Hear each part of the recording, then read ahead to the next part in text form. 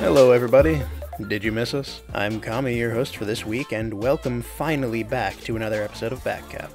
And not only are we back, what's more, we're going to continue to be back for the foreseeable future, so look forward to a summer of great TF2. No highlights for this week because we're still in the off-season, but we'll get you caught up with all the major happenings from our hiatus. Both ESEA Season 24, TF2L Season 26, and OzFortress Season 18 were played to completion during our absence. The Gamers Assembly LAN and the Hugs.tf charity livestream also went down with smashing success. All three major regions announced their new seasons, and we'll be discussing some of the roster changes from the NA and the EU teams. Now, if I were to ask you to guess who won ESEA Season 24, who would you place your bet on? Froyotech? Even if I told you that EVL Gaming won the first best-of-3 in the Grand Finals? Well, if you stuck to your guns, you'd be right. After an 8-hour grind of a Grand Final, Froyotech took home a very close victory over their rivals EVL Gaming to defend their title as Kings of NA.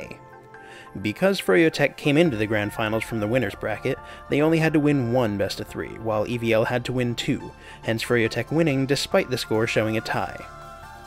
Meanwhile, the Kings of Europe, 7, looked to defend their own crown against the Arctic Foxes. 7 only had to win 2 out of the 4 maps, while Arctic Foxes would have had to win 3, and as many of you probably would have predicted, 7 did emerge victorious. The Arctic Foxes, though, did put up a good fight. In the land down under, No Safe Word and Madmen faced off for the OzFortress Season 18 title. No Safe Word comfortably took the Grand Finals in 3 maps, only dropping 2 rounds in the process. Our final bit of match catch-up will take us to Poitiers, France, where 4 teams battled it out at the Gamers Assembly LAN. Nerd Rage and Tactique de Soufflerie were the final 2 teams. In spite of Nerd Rage's earlier victory in their first meeting, the foreigners of Tactique de Soufflerie took the finals in 2 maps.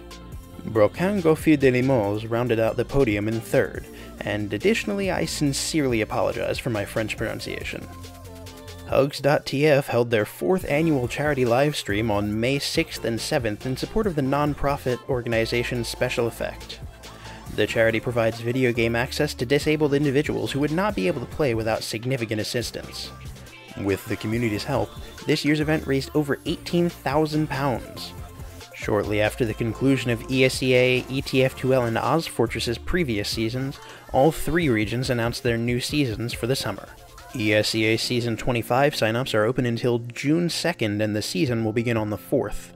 There were vague, general LAN statements made by ESEA, but when TF2 was mentioned, the response was, quote, "Unlikely. Sorry. So don't hold your breath." ETF2L Season 27 started on May 21st, following the preseason premiership playoffs. 7, Arctic Foxes, Nerd Rage, and Low Pander will be returning from last season.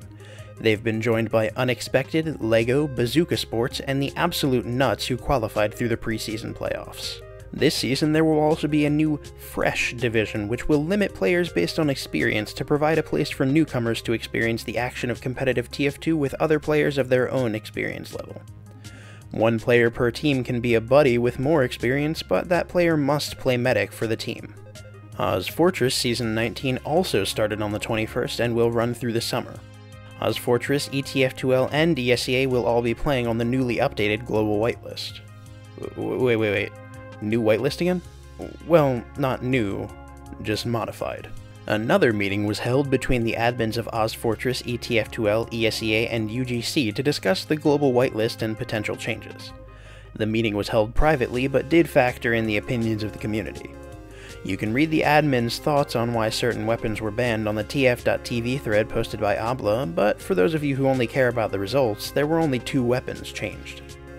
The Vaccinator is now banned, and the Girardi is back on the banned list. The Crusader's Crossbow, Machina, Cowmangler 5000, Solemn Vow, Natasha, Pumpson 6000, and Lock and Load were also discussed in the meetings, but were left unbanned. Now, let's talk about some roster changes, shall we? After the end of ETF2L Season 26, Low Pander swapped their medic Kisakala for Crayon, who had previously been playing for 3/6. Grenjabob also stepped down from the roster because he wanted to stop playing Scout. The team picked up Welsh Scout Funds to round out their roster for the upcoming season in I-61. Team Captain Hildreth stated that the team is aiming for the international event, and Funds' experience and ability to go to LAN made him the best candidate for the team. Scout Blade stepped down from the Nerd Rage squad after the team's run through TF2 and Gamers Assembly. Nerd Rage have been joined by another Frenchman in Elicoeur, who will play demo, as the team's previous demo, Namtac, will be moving on to Scout.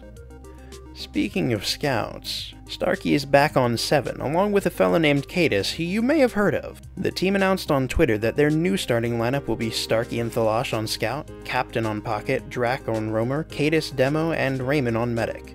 It seems likely that this switch-up was made with I-61 in mind, but we'll just have to wait on further statements from the team for more details.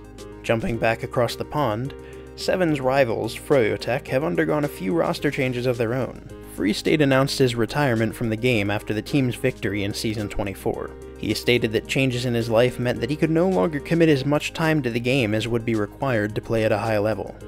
Medic Nursey also stepped down from the team after the season ended. She explained that she felt that she needed to prove that she deserved first and that playing on Froyotech felt like a free first place. She will be joining EVL Gaming for the upcoming season. To fill the open spots on the roster, Banny once again called upon the legendary Shade to pick up the Medigun for the Froyo squad. Banny himself will be moving to Scout, and Garbuglio will be joining the team on Pocket. Former Froyotech soldier Paddie posted a video to Twitter in a challenge to both Banny and Froyotech. When he left the team after the ESA Rewind LAN, he mentioned that he was not enjoying playing under Banny's style of TF2. He's not currently active on any of the Invite TF2 rosters, but there are rumors that he will be joining forces with EVL Gaming.